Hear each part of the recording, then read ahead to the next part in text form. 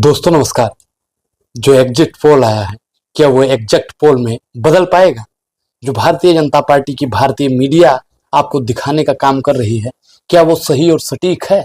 मैं आपको साहब एक एक डिटेल बताऊं। जिस प्रकार आपने देखा होगा कि तमिलनाडु का रुझान दिखाते वक्त अंजना ओम कश्यप वहां पे कह रही हैं कि कांग्रेस 12 से 14 सीट जीत रही है, वहां पे 9 सीट पर कांग्रेस लड़ रही है। आपने हरियाणा का साहब सर्वे देखा होगा, वहां पे 10 सीट है, लेकिन महामानव को जिताने के लिए आज की गोदी मीडिया साहब कह रही है कि वहां पे 15 से 16 सीट बीजेपी जीत सकती है। खैर, हम मुद्दों पर और आपको एक एक डिटेल में समझाएंगे।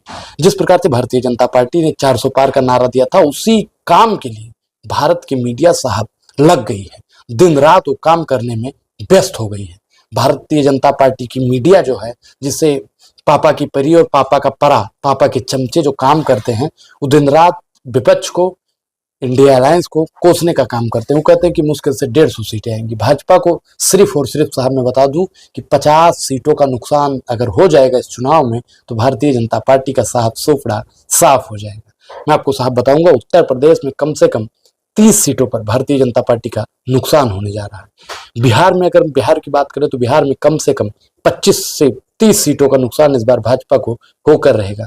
दिल्ली की जहां तक बात की जाए तो दिल्ली में 7 लोकसभा सीटें हैं और 7 में से 3 पर भाजपा का इस बार भी नुकसान होने जा रहा है। हिमाचल में साहब आपको मैं बता दूं कि 4 लोकसभा सीट है, लेकिन वहां पे भी भारतीय जनता पार्टी की जो मीडिया है वो भाजपा को 5-6 सीटें दे रही है। साहब भाजपा की जो मीडिया है वो घबरा गई है कि सीट कहाँ पे कितनी है। साहब ये जानना और समझना बहुत जरूरी है। आप लोग निराश ना हो, हताश ना हो। सुबह एग्जिट पोल आना शुरू हो जाएगा, और एग्जिट पोल और एग्जैक्ट पोल दोनों में बहुत विरोधाभास है। जो एग्जिट पोल होता है सरकार के हमेशा पक्ष में दिखाया जाता है, क्योंकि जो मीडिया है तो हमेशा पापा के समर्थन में दिखाएगी, क्योंकि अगर पापा के समर्थन में नहीं दिखाएगी तो पापा सत्ता में आने के बाद में उन परियों को उई गोला में भेज देंगे। भारतीय जनता पार्टी अपने जो तथाकथित मुद्दे उनके 2014 में थे, 2019 में हुए, उस पर वो अड़िग नहीं उतरी। भारतीय जनता पार्टी से लोग साहब ऊब गए थे। जनता के जो इस बार मुद्दे थे, जो कांग्रेस का मैनिफेस्टो था, इंडिया अलायंस का मैनिफेस्टो था, वो जनता के कान में एक एक मुद्दा, और जब वो वोट दबाया, बटन दबा रहे थे ईवीएम का, तो भी उनके दिमाग में वही मुद्दा चल रहा था कि हम उसको वोट देंगे जो रोजगार देगा। हमारे देश का 83% से ज्यादा युवा साहब बेरोजगार है, और मैं अपने तमाम युवा साथियों को जानता भी हूँ और समझता भी हूँ, उनकी भावनाओं की मैं कद्र भी करता हूँ। उन्होंने वोट जरूर दिया है, लेकिन वोट उन्होंने रोजगार के नाम पर दिया है। उन्होंने इस बार भाजपा को वोट नहीं दिया है, क्योंकि उनकी सरकार में सिर्फ और सिर्फ, भाजपा की सरकार में हमारा युवा साथी पिटा है साहब। इस बार साहब महिलाओं ने अपने हितैषियों को वोट दिया है। महिलाओं ने उनको वोट नहीं दिया है जो प्रज्वल रन्ना जैसे लोगों को शरण देते हैं, महिला पहलवान का शोषण करने वाले के बेटे को टिकट देते हैं, और मणिपुर जैसे द्वितीयंत्र घटना पर शांत रहते हैं। इस बार के किसानों ने साहब वोट उसे दिया है, और भाजपा के लोग क्या करें कि हम पंजाब में भी सरकार बना रहे हैं। साहब ये आपकी बहुत बड़ी भूल है। और जो गोदी मीडिया दिखा रही है कि पंजाब में भी भाजपा अपना बहुमत पा रहा है, वहां पे भी अपना सीट निकाल रहा है, ये गोदी मीडिया आपको गुमराहित करने का काम कर रहा है, भ्रमित करने का काम कर रहा है। साथियों, आपको पता होगा कि जिस प्रकार से भारतीय जनता पार्टी की सरकार ने हमारे किसान साथियों के ऊपर रबड़ की गोलियां बरसाने का काम किया था, वो किसान इनको वोट देगा नहीं साहब। और किसानों के लिए मैंने पहले भी साहब अपनी वीडियो में बताया था कि जिस किसान को भाजपा की सरकार ने दिल्ली में नहीं घुसने दिया है, वो भाजपा को कभी अपने पंजाब में नहीं घुसने देंगे। भारतीय जनता पार्टी राजस्थान, मध्य प्रदेश, छत्तीसगढ़ हर जगह मात खा रही है, क्योंकि इनके जो मुद्दे हैं वो बेफजूल के हैं। इस बार भाजपा पूर्ण रूप से घबराई हुई है। साथियों, सुबह आप देखिएगा जरूर, सुबह भी मैं आपको रुझान सारे दिखाने की कोशिश बरोबर करता रहूंगा। हम लोगों की मेहनत में अगर भाजपा की सरकार साहब बनती है तो जरूर आप मानिएगा कि हम लोगों की मेहनत में कोई ना कोई कसर रह गई है। हम लोग अपना जो मुद्दा था वो आप तक नहीं पहुंचा पाए। भाजपा की सरकार साहब नहीं बनेगी, आप लोग शांत हो जाइए, आप लोग भ्रमित मत होइएगा, क्योंकि जो एग्जिट पोल है वो सिर्फ और सिर्फ आपके मनोबल को तोड़ने के लिए आया है। जो एग्जिट पोल है वो सिर्फ और सिर्फ आपका ध्यान भटकाने के लिए आया है। आप लोग अड़े रहिए, खड़े रहिए, झुकिएगा मत, क्योंकि ये एग्जिट पोल से बिल्कुल अलग है।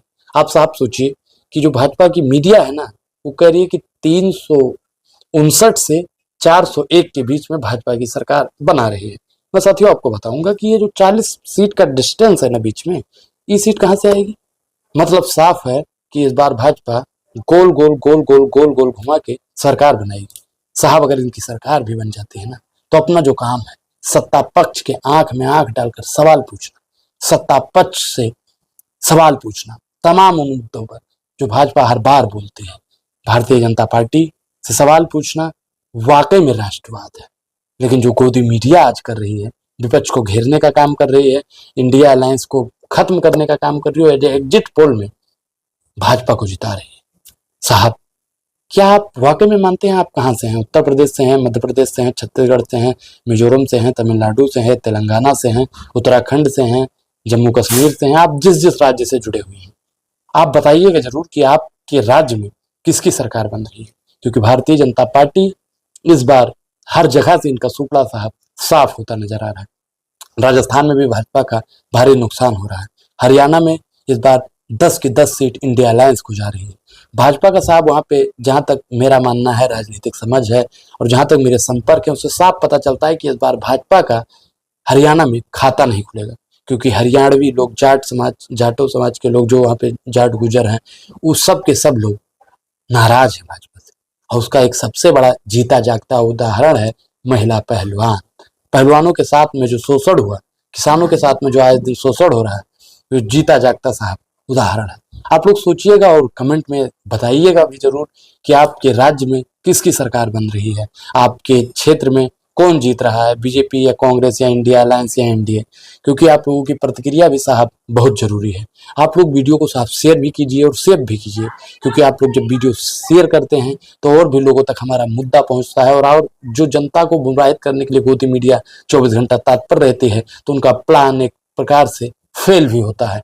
जब भारतीय जनता पार्टी अपने मुद्दों से, अपने मिशन से फेल होगी, तो इंडिया अलायंस की गठबंधन की सरकार साहब जरूर बनेगी।